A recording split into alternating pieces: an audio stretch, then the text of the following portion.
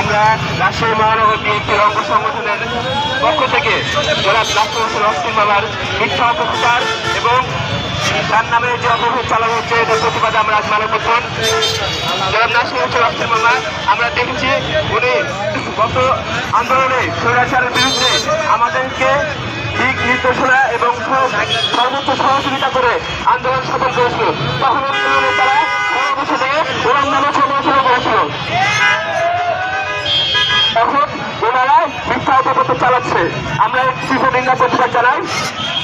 কেউ বা যারা এই মিথ্যা অপপ্রচার চালাচ্ছে তাদের বিরুদ্ধে আমরা খুব দ্রুত আইনগত কোনো ব্যবস্থা নেব ইনশাআল্লাহ। এবারে আমরা সংক্ষিপ্ত বক্তব্য শেষ করছি। আল্লাহ জিন্দাবাদ। সম্মানিত উপস্থিতিবৃন্দ, আমরা ইতিমধ্যেই লক্ষ্য করছি রাজশাহীর কিছু সিনিয়র নেতৃবৃন্দরা অস্তিত্বহীনতায় ভুগছেন। সেই জায়গা থেকে আমাদের নাসির হোসেন আসিফকে বিভিন্ন অভিযোগের শিকার বানাচ্ছেন। আমরা বলতে চাই সঠিক তথ্য সংগ্রহ করে যত গণমাধ্যম আছে, যত সাংবাদিক ভাইরা আছে, সকলের প্রতি আহ্বান রাখতে চাই সঠিক তথ্য সংগ্রহ করে আপনারা প্রচার করুন। আমাদের মাটির মানুষের নেতা অস্ট্রেলিয়ার মিথ্যা গুজব ছড়ানোর না।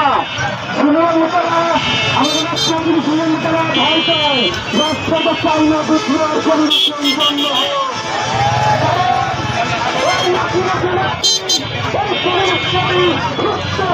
তারা